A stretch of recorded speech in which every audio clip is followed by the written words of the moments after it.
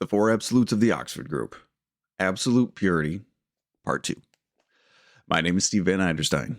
Welcome to the Narrowing Path, Walking the Spiritual Walk. I'm excited to get into the second part of the second absolute purity from the Oxford Group. Last week, there's so much good stuff that came last week, and I appreciated all the comments and the input, and someone mentioned something about the idolatry and idolizing things, and sex being one of them. And it was just so much good information came out of it. So I'm excited to get into this second half with you today and really dig in. So we're going to start where I read halfway through, and where I decided to split was right in the middle of the sex portion, where it kind of shifted gears, was it was still focusing on that.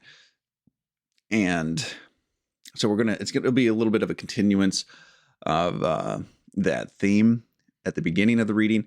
But we go into a lot of good stuff afterwards, or I should say more good stuff afterwards too. So I will be reading out of this first edition of the book, What is the Oxford Group here? And I guess let's just get right to it. All right. So here we go. This is the second half of the chapter, Absolute Purity, about the four absolutes from What is the Oxford Group. In the education of the young, sex is still a bone of contention. Many elders still believe the young can be brought up as better Christians if they are spoon-fed on fairy stories about their origin. They would rather let their children, as they grow to adolescence, invent ghastly mental pictures or develop a horror of sex as something unclean, than put sex on a normal basis for instruction when the young mind is in a receptive condition to be put wise to natural instincts and methods of propagation.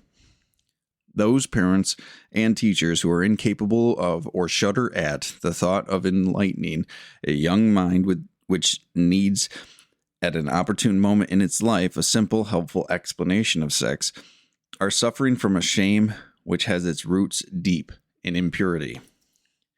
To the pure, all things are pure, and the minds of the normal young receive sex instruction, helpfully given by one they respect, with the purity and reverence that is its natural light. With certain sets of people who call themselves intellectuals, impurity has become the fashion.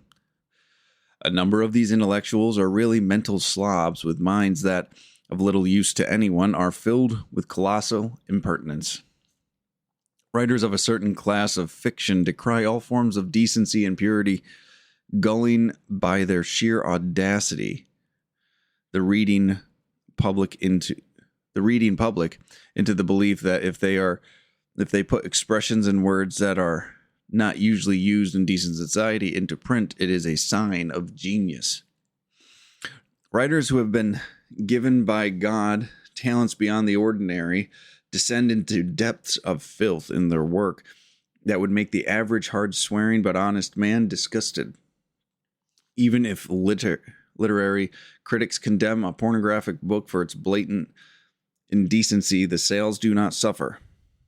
Publicity of any kind is an advertisement, and there is an enormous number of people who will rush to buy a book which has been condemned for its indecency, or, should work be banned from public sale, offer large sums for copies that may be purchased through private channels. Beauty of words and great writing are not dead, but it will need a literary world thoroughly changed to Christ to rid us of the pernicious influence of a minority of authors who would sell their souls to the devil. The theater and cinema are easy prey to those who would commercialize indecencies. Censors and police are vigilant in most countries to stamp out moral degeneracy in entertainments, but the appetite of the prurient minority demands indecencies, immodesties, and easy virtue in entertainments, and is willing to pay for them, so those who cater for this class of entertainment goers use every device and subterfuge to give them what they want. Much that is not only against good taste, but frankly harmfully obscene gets past the guardians of the morals of the entertainment public.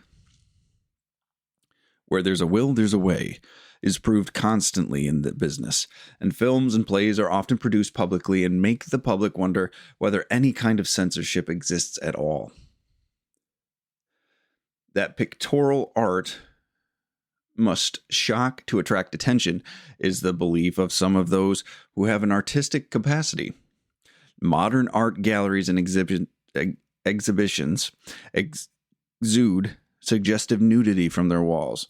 Grossness is mistaken for artistry, blatancy for originality, indecency for truth, until the average person often wonders if these artists are half-wits who have never grown beyond the silly crudity of their childish sex obsession.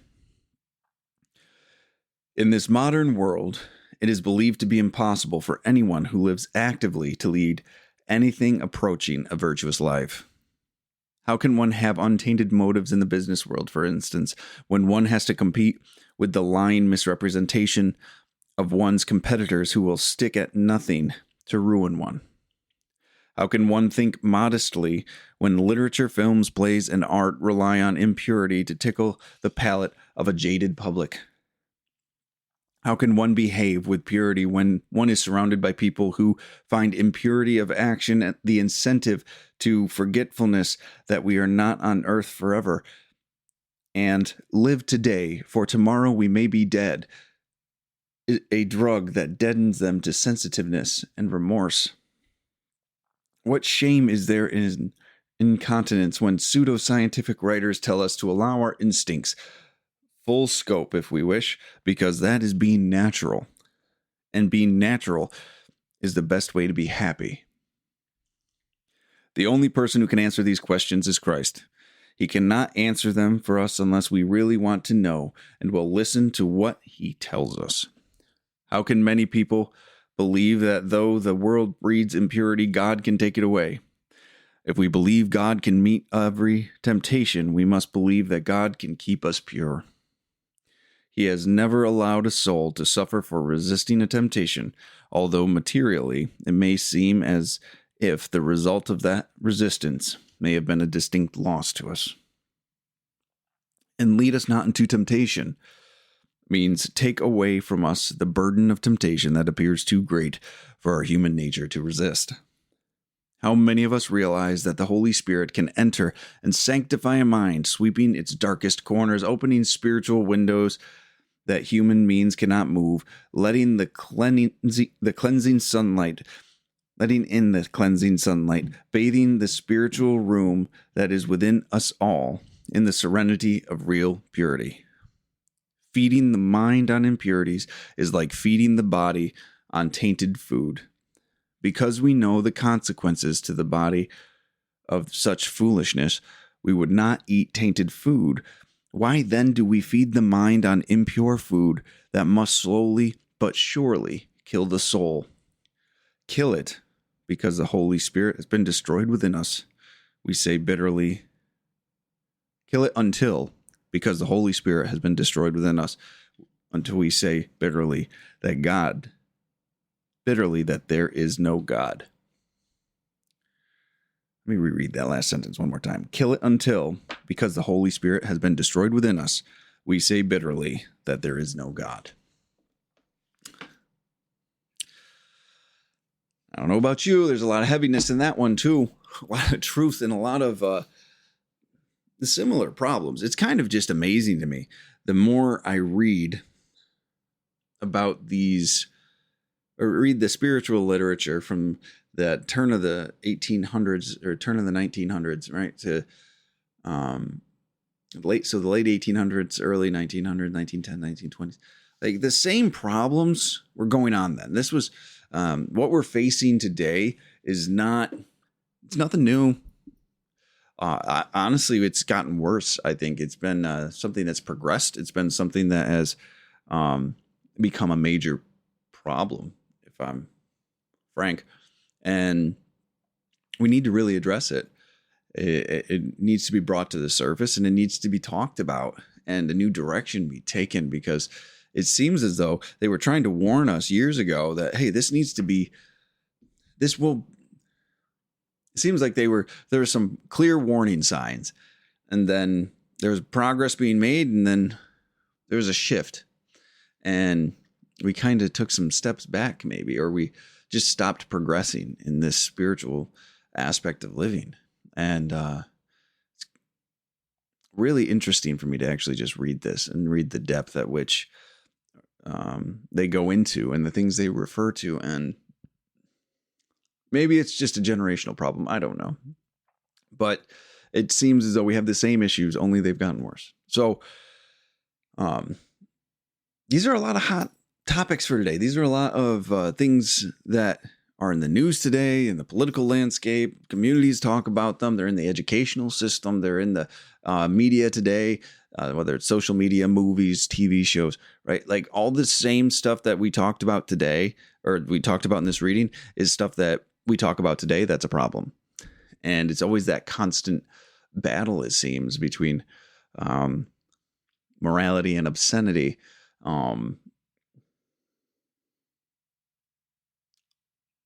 Which is a very interesting perspective to look at this through, and the lens to take. So, well, we start right off, though, with,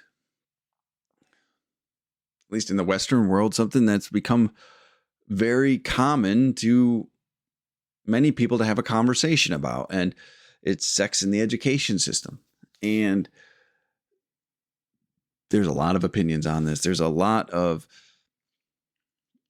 disagreement. There's a lot of polarizing opinions. There's a lot of things that people believe is right and believe is wrong. And they address this issue of sex and public schools, or just teaching children in a healthy way about sex. It's kind of interesting how they address it here. I feel like what they stated here is the line that people are trying to walk, because many people think we've gone too far the other way with this sex education stuff, and we've put it's overemphasized in a lot of ways. And what's the appropriate thing to do? Where's the appropriate line? Where's the appropriate actions to be taken? And there's too early, and then there's too late too, right? A lot of people are concerned about it being brought into a child's education too early. There's people that avoid it completely too. And I don't think either one of those are healthy.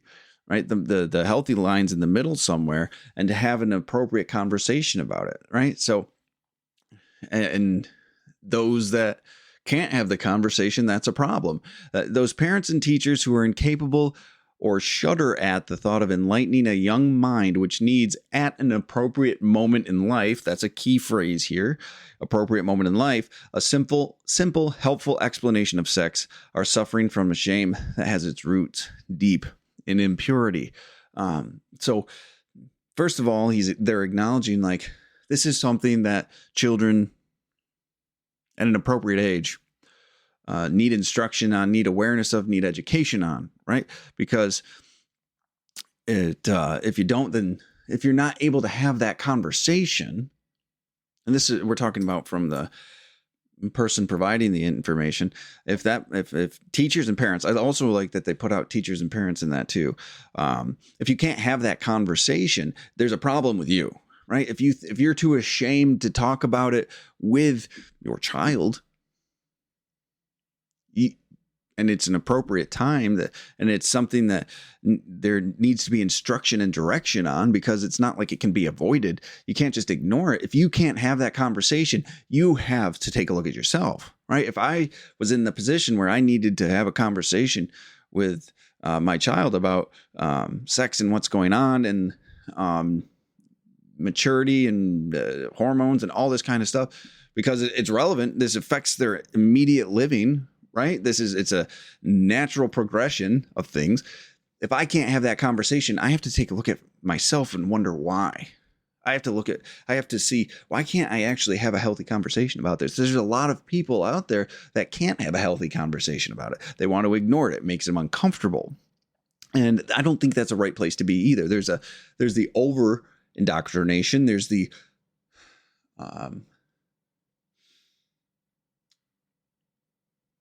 unboundaried discussion about it in inappropriate ways, in inappropriate times, right? There's that side, but there's also the shameful presentation or the shameful avoidance of a conversation, which gives it this unhealthy perspective. It makes it seem like it's something dirty. It goes into to the pure, all things are pure, and the minds of the normal young receive sex instruction helpfully given by one they respect. So someone that they believe cares about them, someone that they believe has their best interest in mind, someone they believe is knowledgeable in general, right?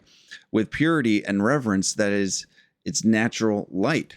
So we need to be putting this on and giving it the respect that it's due. It's really the adult's responsibility to, at the appropriate time, I want to make sure I emphasize that every single time, provide healthy, accurate, and how did they phrase it? And it's and in a natural light as to what sex is and the nature of sex. And it's really our responsibility to do that. And we have to give it the respect it deserves, because it becomes this corrupting and corroding thread that can really derail people, derail children, right?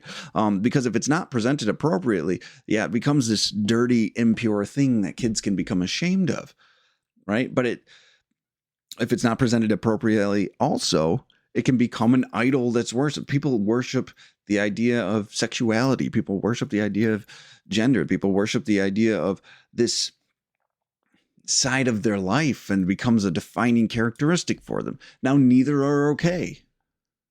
Neither are healthy.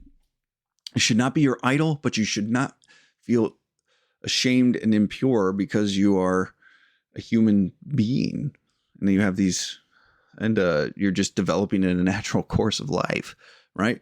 It's something that really needs to be acknowledged, discussed, and a healthier determination be made.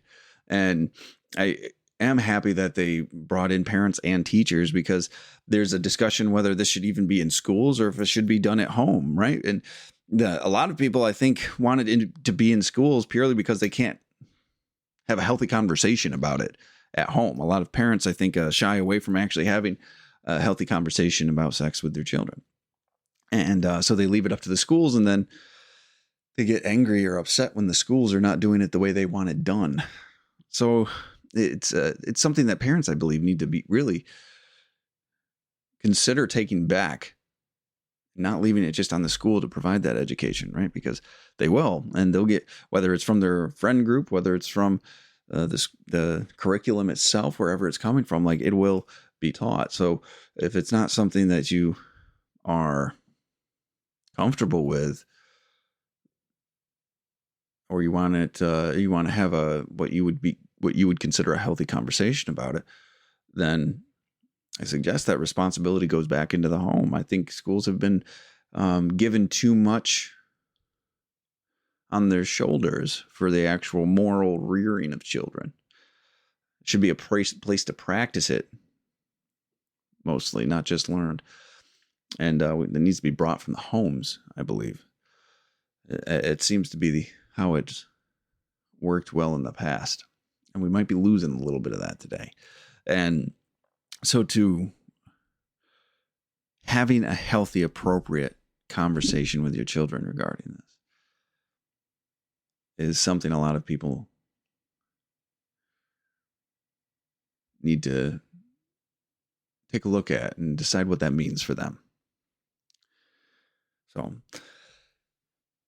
next, we moved on to the intellectuals, and I really loved that. The way he talked about it, there's so much arrogance, there's so much pride that gets wrapped up into the category of being an intellectual and your worshiping of your own mind and your own capabilities of thought. And I love the way he talks about it here, because, and just for just awareness and clarity, I had to look up impertinence just to make sure I had a right definition, and it's irrelevant or things of no value. Is what the dictionary told me from the 1929 dictionary I've got over here. So remember, impertinence, irrelevant or things of no value. So a number of these intellectuals are really mental snobs with the minds that of little use to anyone are filled with colossal impertinence. So it's like this full of hot air. That's what the people say, common phrase, right? You got a ton of nonsense information that doesn't really help anybody. It's having a sense of arrogance about them that's really just a ego fulfilling presentation. And the dissemination of knowledge to share or to just purely show that they know something that really doesn't build anybody up. It has no productive value. It's just this presentation of information for their own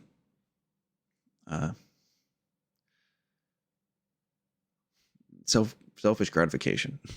So, and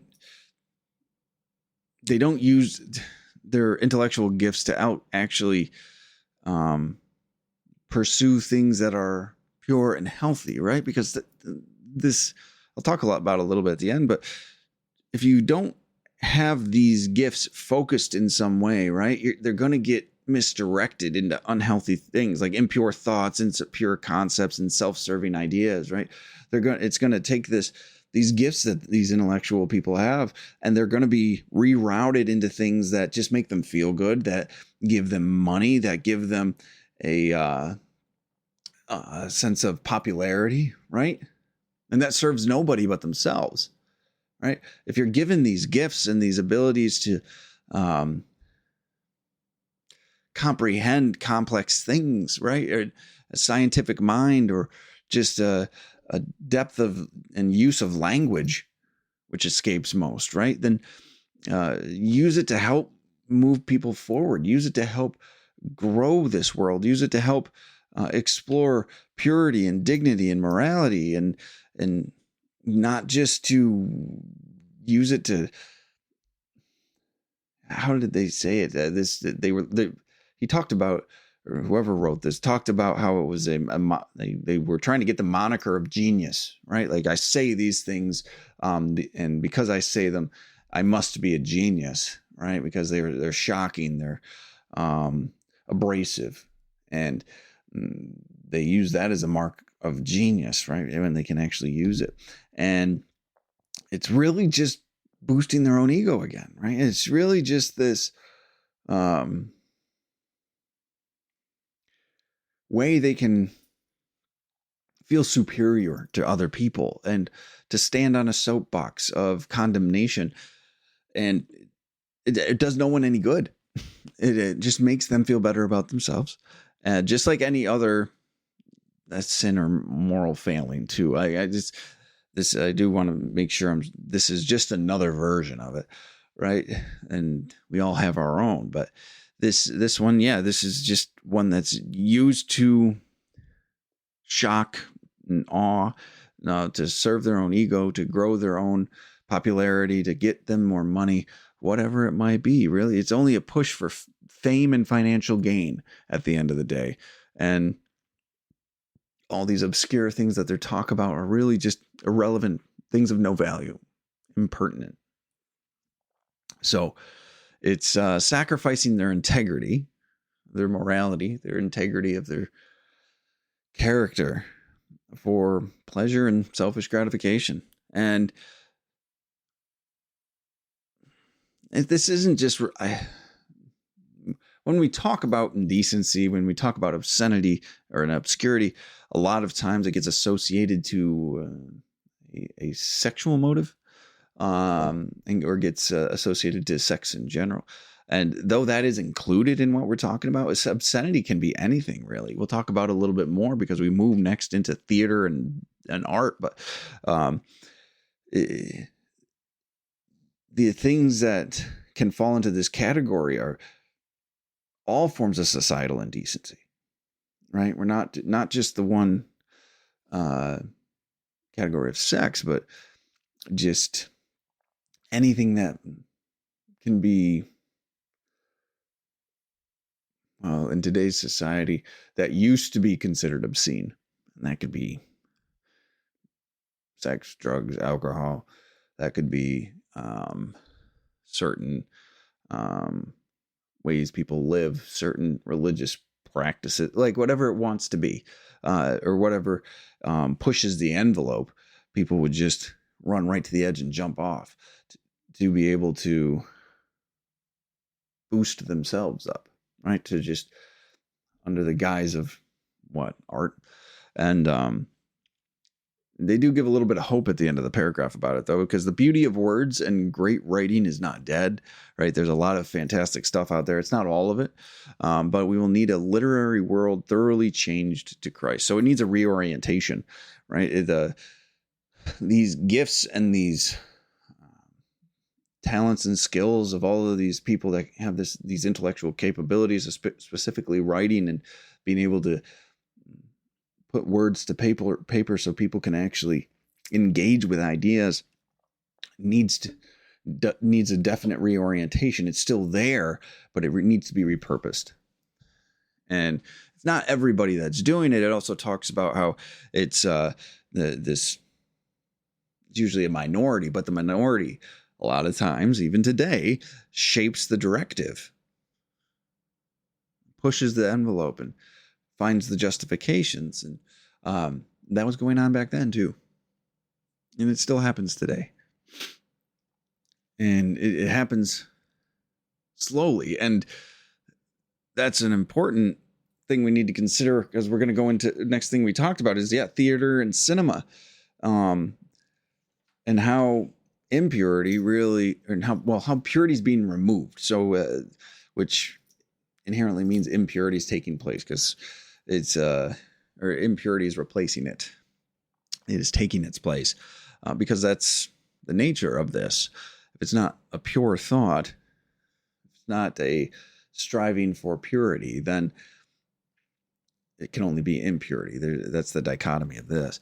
So to start this off, it says the theater and cinema are easy prey to those who would commercialize indecencies. And what a way to say that, commercialize indecencies. So to monetize them, to make them more widely accepted, to desensitize people to them, right? Like, this is something that has been progressive throughout movie history, right? So they're talking about impurity being taken and normalized through the use of media and different mediums, right? Whether it's theater, like actual people in plays, or movies, right? And think about that today. Compare today's movies with movies of the past, right? The production has obviously improved, right? Like the quality of the movie, objectively, but the content has drastically shifted, right? There's been these, it's been a ever expanding line as to what's acceptable in popular normalized culture and media, what people can get away with, really, what indecencies can be incorporated, what impurity can be incorporated. We're talking about shock and awe things. We're talking about sex and nudity. We're talking about drug use, gore, fear, all sorts of things that used to be at one point obscure or obscene, or things that were just not accepted in movies, right? And little by little, people have become desensitized to it because it's been added little by little by little. Because those are the things that keep people in seats. Those are the things that make people money, that keep people provides substance for the financial motivation for people to continue to make these movies, right? The substance of movies has lost. A lot of things have been put into movies under the flag of artistic expression. And I understand that. That's really important. Free speech, all of that, very important stuff. But where's the actual moral barometer of what's healthy and what's not healthy? What should be incorporated into something and not incorporated into something? I don't believe it's really the government's job to be censoring, but well, no, I don't believe it's the government's job to be censoring. I believe that should come from the people that are producing, right? And that should be a gauge from the people that are consuming as well. So we're kind of losing the whole game here. We're losing the whole ball here, right?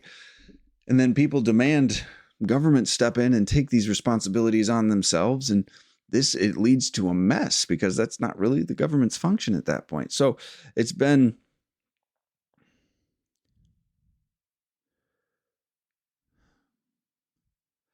something that what blows my mind is if we thought about it, there's 100 years ago. This was 100 years ago that this was written. They were taking things that were problems 100 years ago and putting them in this book. And guess what? We have the same thing. And the progression that they were expecting to happen has happened, at least in this area. In this area of purity, if they had written down their fears of what was going to happen, I think we'd be right on the mark for it coming true. If not, it has, so we really have to consider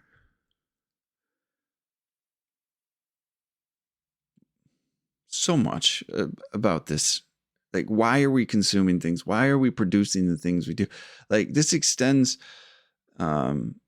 to like the content of the movies. Like, what's the message of most of the movies we get? Like, I know there's movies just for entertainment, but usually there's some moral, some principle that goes along with these things. And there's standards that there used to be standards that had to be normalized or to meet a certain level of acceptability. And now it's just what shocks me the most, what stimulates me the most, what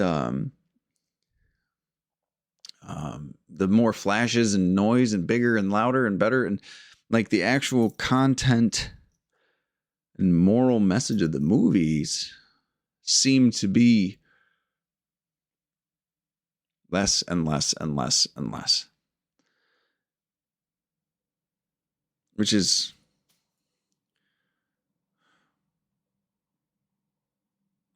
you have to ask the question, is society, I guess it's a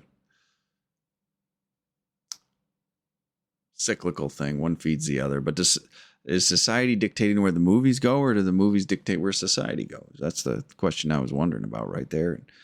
The movies are a reflection of society, and society continues to allow the movie industry to push the boundaries to make them feel something. The desensitization of society is overwhelming. What's now acceptable? There's there's no lines anymore. At least the lines are pretty far out. And maybe that's a better way to say it. There are boundaries to this, but it seems as though there's been a lot that's been thrown in that has really had an impact on the direction we take things today. So in this, he directly, the author directly connects it to the artistic world as well, and how, in their opinion, and to be honest, I'm not an admirer of fine art today, but what I do know, a lot of it it's much different than it used to be, to say the least. There's been a lot of that shock and awe and extremism that's been incorporated into the art world too. And they knew this was probably going to happen because it was happening back then. This is a great quote from them. Grossness is mistaken for artistry, blatancy for originality, indecency for truth, until the average person often wonders if the artists are half-wits who have never grown beyond the silly crudity of their own childish sex obsessions. Like, it seems like there's a lot of art that's produced today that is based around sexuality and sex, and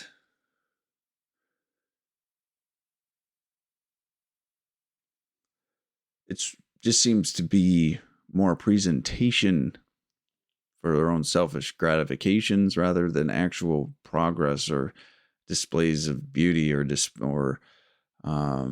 feats of impressive talent. There's a lot out there that is as well. This is the stuff that gets the most attention, though, seems to be the stuff that is the most unnerving or the most obscene and obscure. And that gets rewarded. And it's been getting rewarded. It's pretty clear what their opinion was on this. They were saying this type of immaturity, right? Like this, people have had a sex obsession for a very long time. And it's been infiltrating the art world and now the cinema world and literally every other aspect of life. And it's led to this derailment of healthy progress, it seems like, in a lot of the world today.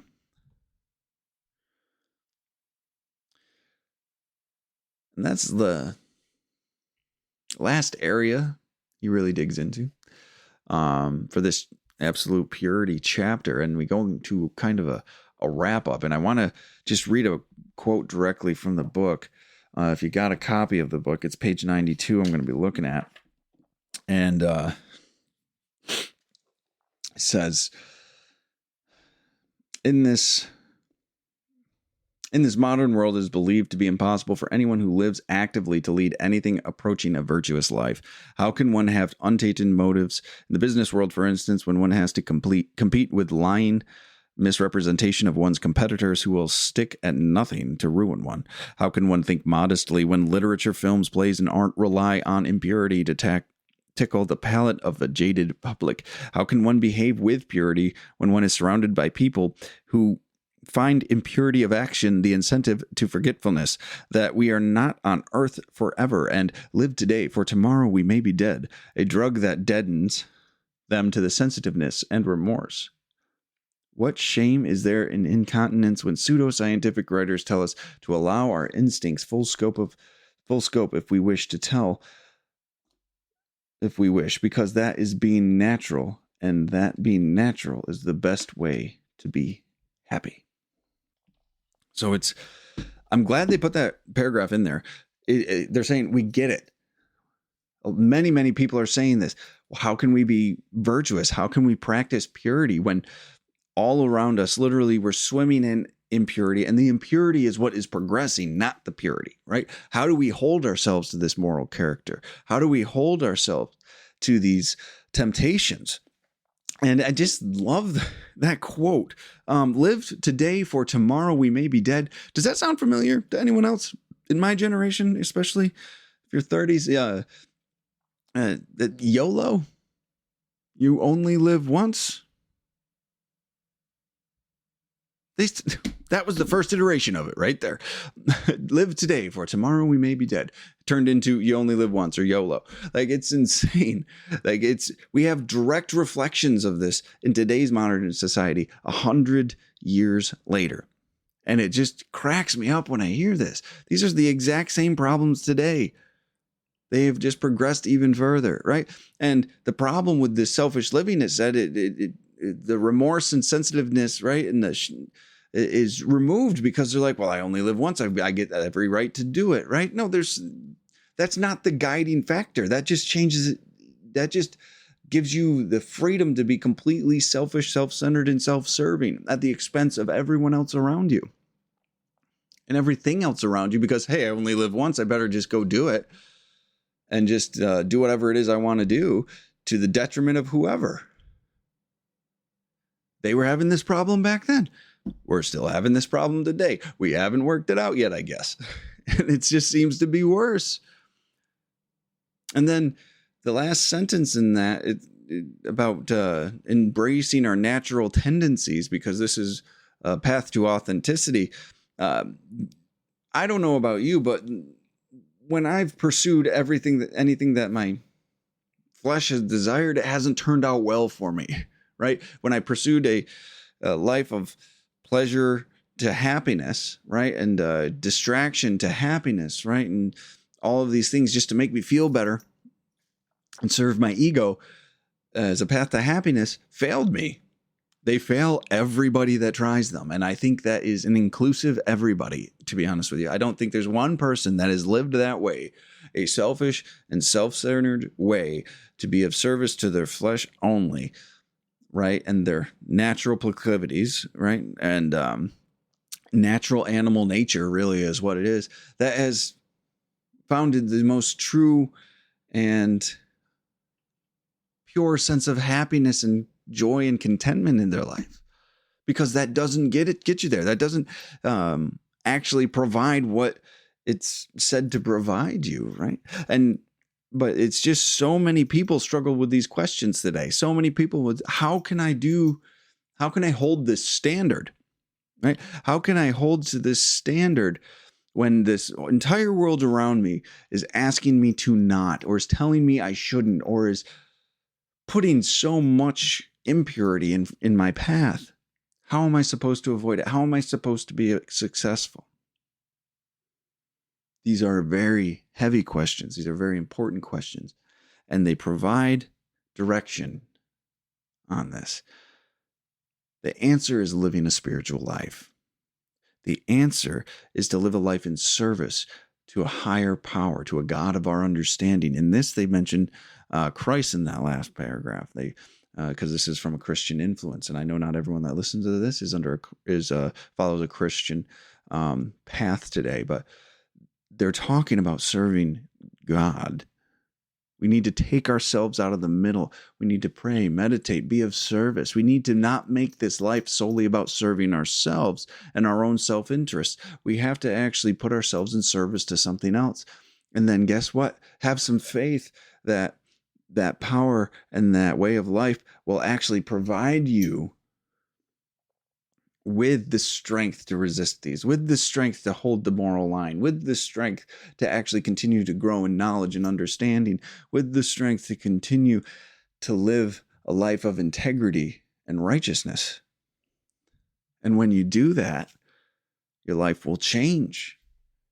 It's a completely different way of being. So I'm going to read the last lines from this, because I think it's really important to contemplate this here at the end. They said, feeding the mind on impurities is like feeding the body on tainted food. Because we know the consequences to the body of such foolishness, we would not eat tainted food. Why then do we feed the mind on impure food that must slowly but surely kill the soul?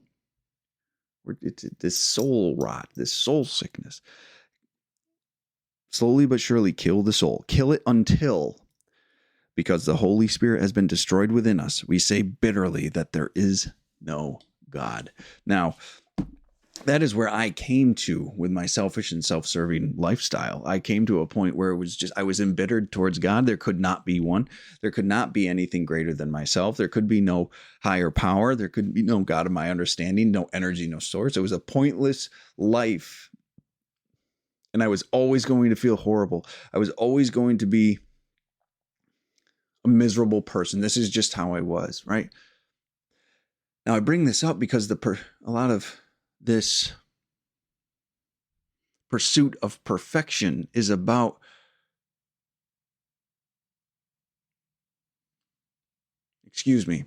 I used the wrong word.